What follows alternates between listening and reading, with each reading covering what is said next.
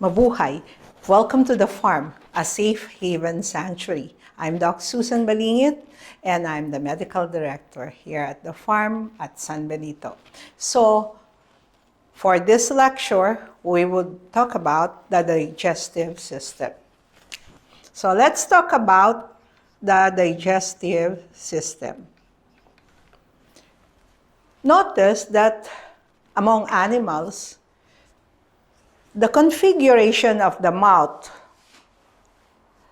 is defined by what we will eat. Notice that if animals were to eat their fellow animals, the opening of the mouth is up to the here. Whereas if they were just to eat fruit, vegetable, or nibble small stuff, grains, then they would just have a small opening.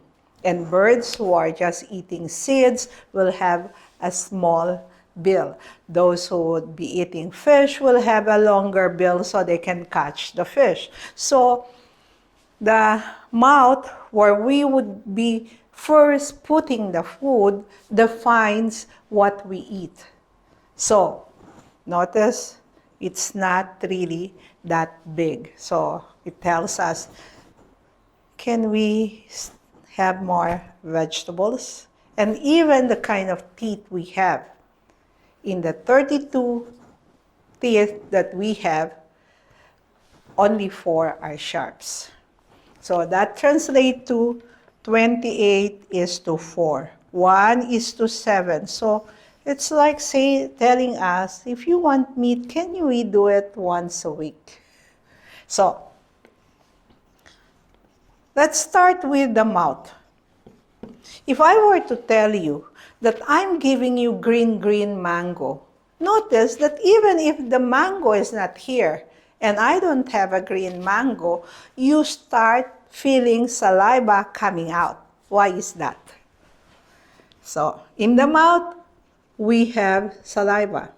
And it comes out the moment you hear, you think of something that is sour, simply because this is alkaline. So it's an antacid. And whenever we put food on the mouth and we chew our food well, the more chewing we do, the more saliva we release. If we don't chew it well, then we create less saliva.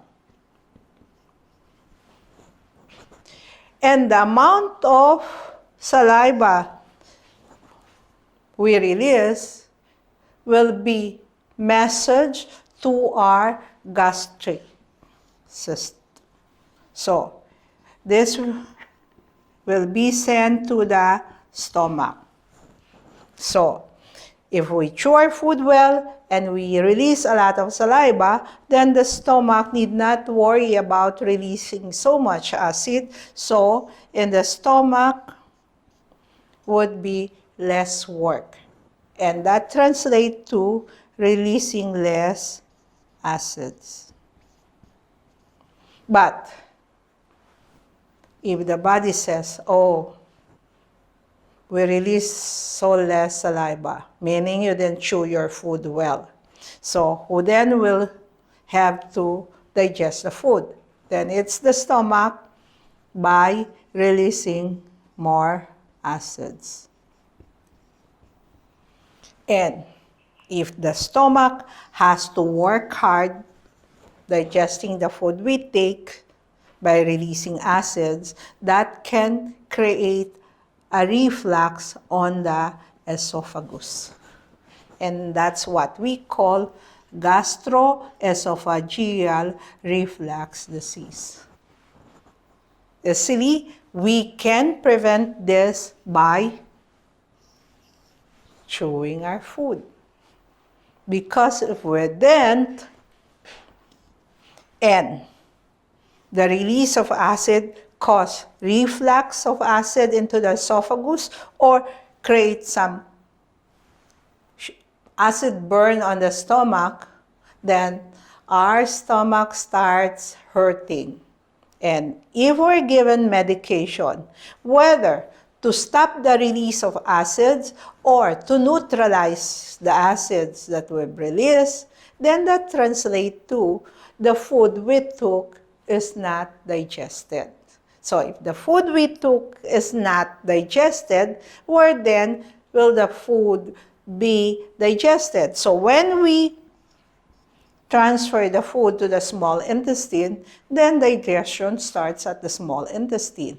And in the small intestine, food is digested by releasing bile. So more biles will be released and more pancreatic juices will be released. And these are strong alkaline. And strong alkaline can cause alkaline burn on the first part of your small intestine called the duodenum. So in the stomach, you can have acid burn. In the duodenum, you can have alkaline burn. So the medication you took to alleviate the acids injury that you have will not solve the injury created by the alkaline burn. So, how do we propose to remedy the alkaline burn? Still the same thing, we chew our food.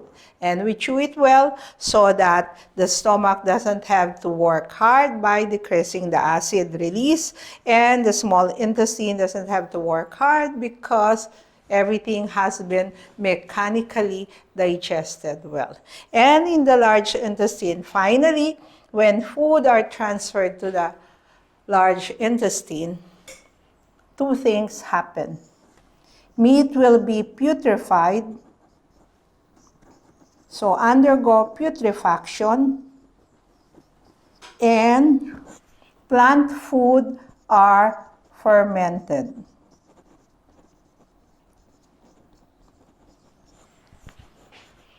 And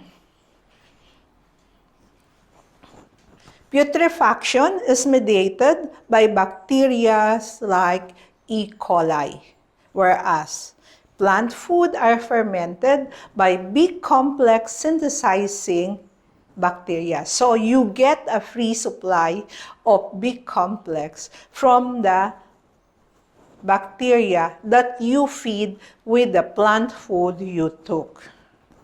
So that's a good microbiome, and in today's parlance, we call it probiotics.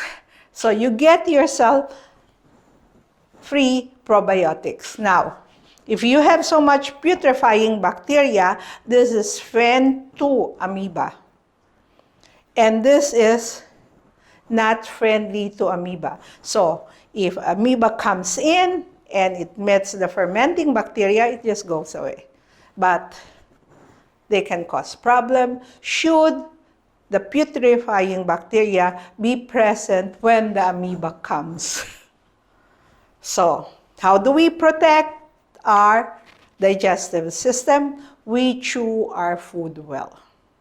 We chew our food well so that the stomach will not have to release a lot of acids. The small intestine will not call on the liver as well as the pancreas to release their secretions. And then the large intestine we should be eating more plant food to ensure that we have more fermenting bacteria in our large intestine.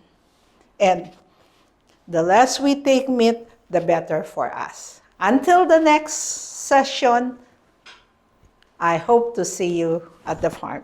Mabuhay. Okay.